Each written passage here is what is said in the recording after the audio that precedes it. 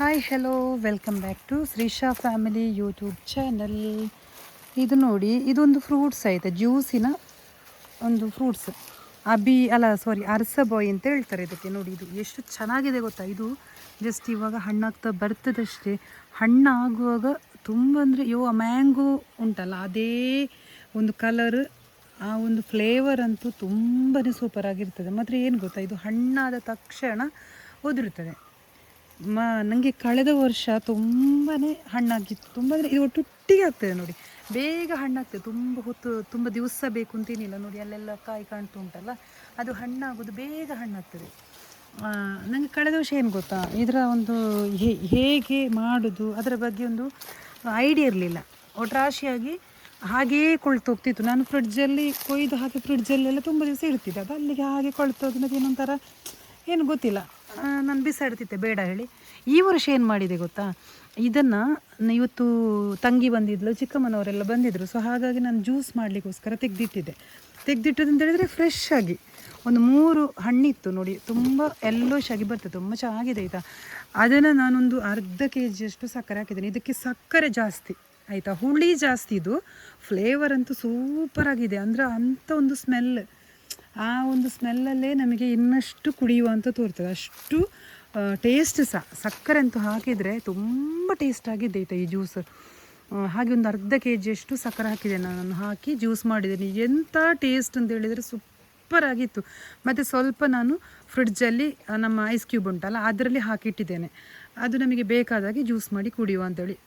ತುಂಬ healthy juice ಆಯಿತು ಇದು. ನಮ್ಮ ಮನೆಯಲ್ಲೇ ಇರುವಂತಹ ಒಂದು ಹೆಲ್ದಿ ಜ್ಯೂಸ್ ಅಂತೇಳಿ. ಈಗ ಫ್ರೂಟಿ ಮತ್ತು ಜ್ಯೂಸ್ ಎಲ್ಲ ಉಂಟಲ್ಲ, ಅದೇ ಥರ ಇದು ಸಹ ಅಷ್ಟು ತಿಕ್ಕಾಗಿ ತುಂಬ ಚೆನ್ನಾಗಿ ಸಿಗ್ತದೆ. ಅಂದರೆ ಮಿಸ್ ಮಾಡ್ಕೊಳ್ಬೇಡಿ ಇದನ್ನು. ಇದು ಫಸ್ಟ್ ನಾವು ಗಿಡ ಮಾಡಿ ಅದರ ಒಂದು ಐಡಿಯಾ ಇಲ್ಲ ನಮಗೆ, ಯಾವ ಥರ ಇದನ್ನು ಯೂಸ್ ಮಾಡೋದು ಗೊತ್ತಿಲ್ಲ. ಹಾಗಾಗಿ ನಾನು ಕಳೆದ ವರ್ಷ ಇವರಲ್ಲಿ ಹೇಳ್ತಿದ್ದೆ, ಯಾಕೆ ಇದನ್ನು ಸುಮ್ಮನೆ ತಗೊಂಡು ಬಂದದ್ದು, ಅಂದರೆ ಹಣ್ಣಾಗಿ ತುಂಬ ಕೊಳ್ತೋಗ್ತುಂಟು, ಸುಮ್ಮನೆ ಹಣ ಕೊಟ್ಟು ತಗೊಂಡು ಬರೋದು ಅಂತೇಳಿ ನಾನು ಬೈತಿದ್ದೆ. ಬಟ್ ಅದರ ಯೂಸೇಜ್ ನನಗೆ ಈ ಸಲ ಅಂತೂ ಸಖತ್ತಾಗಿ ಗೊತ್ತಾಗಿದೆ. ಸೊ ಮೇಂಟೆನೆನ್ಸ್ ಇಲ್ಲ, ಗಿಡಕ್ಕೆ ಮೇಂಟೆನೆನ್ಸ್ ಇಲ್ಲ ಆಯಿತಾ. ಎಷ್ಟು ಕಾಯಿ ಆಗ್ತದೆ ಹಣ್ಣಾಗ್ತದೆ ಅಂತಿಲ್ಲ, ಅದರಷ್ಟಕ್ಕೆ ಇರ್ತದೆ. ನೋಡಿ ತುಂಬ ಉಂಟು ಇದರಲ್ಲಿ, ನೋಡಿ ಒಟ್ಟೊಟ್ಟಿಗೆ ಹಣ್ಣಾಗ್ತದೆ ಮಾತ್ರ. ಅಂದರೆ ಇದಕ್ಕೆ ಫುಲ್ ಟೈಮ್ ಹಣ್ಣಾಗ್ತಾ ಇರ್ತದೆ. ಇದು ಅದರ ಒಂದು ಸ್ಪೆಷಾಲಿಟಿ. ಇದಕ್ಕೊಂದು ಸೀಸನ್ ಅಂತಿಲ್ಲ. ತುಂಬ ಚೆನ್ನಾಗಿದೆ ಹಣ್ಣು. ಅಂದರೆ ಎಲ್ಲಿಯಾದರೂ ನರ್ಸರಿಯಲ್ಲಿ ಸಿಕ್ತಿದ್ರೆ ಅರಸಬಾಯಿ ಅಂತ ಇದರ ಹೆಸರು ಆಯಿತಾ. ತಗೊಳ್ಳಿ, ನೀವು ತಗೊಂಡು ಫಸ್ಟ್ ಹಣ್ಣು ಬಾಯಿಗಿಟ್ರೆ ಹುಳಿ ಅಂತ ಹೇಳಿದರೆ ಪಕ್ಕ ಹುಳಿ, ಅದರಲ್ಲಿ ಏನು ಡೌಟ್ ಇಲ್ಲ. ಅದರಲ್ಲಿ ಎಂಥ ನಮಗೆ ಈ ಥರ ತಿನ್ನಲಿಕ್ಕೆಲ್ಲ ಆಗಲಿಕ್ಕಿಲ್ಲ. ಮತ್ತು ಫ್ಲೇವರಿಗೆ ಹಾಕಲಿಕ್ಕೆ ಆಗ್ತದೆ. ಈ ಮ್ಯಾಂಗೋ ಜ್ಯೂಸಿನ ಅದರ ಒಟ್ಟಿಗೆ ಸ್ವಲ್ಪ ಇದನ್ನು ಹಾಕ್ಕೊಳ್ಬೋದು. ಅದೇ ಥರ ಲೆಮನ್, ಯಾವ ಜ್ಯೂಸ್ ಮಾಡ್ತಿದ್ರೂ ಇದರ ಫ್ಲೇವರನ್ನು ಸ್ವಲ್ಪ, ಅಂದರೆ ನಾನು ಹೇಳಿದೆಲ್ಲ ಐಸ್ ಕ್ಯೂಬ್ ಮಾಡಿಟ್ಕೊಂಡು ನಮಗೆ ಆ ಥರ ಯೂಸ್ ಮಾಡಿಕೊಳ್ಬೇಕು. ಒಳ್ಳೆ ಸ್ಮೆಲ್ ಆಯಿತಾ. ಸೊ ಈ ಅರಸಬಾಯಿಯ ಈ ಫ್ರೂಟ್ ಅಂತೂ ವೇಸ್ಟ್ ಅಲ್ಲ, ತುಂಬ ಚೆನ್ನಾಗಿದೆ. ನೀವು ಎಲ್ಲಿಗೆ ನರ್ಸರಿಗೆ ಹೋಗ್ತಿದ್ರು ಸಹ ಮಸ್ಟಾಗಿ ಈ ಒಂದು ಗಿಡ ತಗೊಳ್ಳಿ. ಯಾರಾದರೂ ನೆಂಟರೆಲ್ಲ ಬರುವಾಗ ಜ್ಯೂಸ್ ಮಾಡಿಕೊಟ್ರೆ ಒಂಥರ ವೆರೈಟಿ ಜ್ಯೂಸ್ ಇದು. ಎಲ್ಲ ಕೇಳ್ತಾರೆ, ತಕ್ಷಣ ಕೇಳ್ತಾರೆ, ಇದು ಯಾವುದು, ಎಲ್ಲಿಂದ ತಗೊಂಡದ್ದು ಹಾಗೆ ಕೇಳ್ತಾರೆ. ಅಂದರೆ ನಾವು ಟೌನಿಂದ ತಗೊಂಡು ಬಂದ ಆ ಒಂದು ಫೀಲ್ ಇದಕ್ಕೂ ಇದೆ.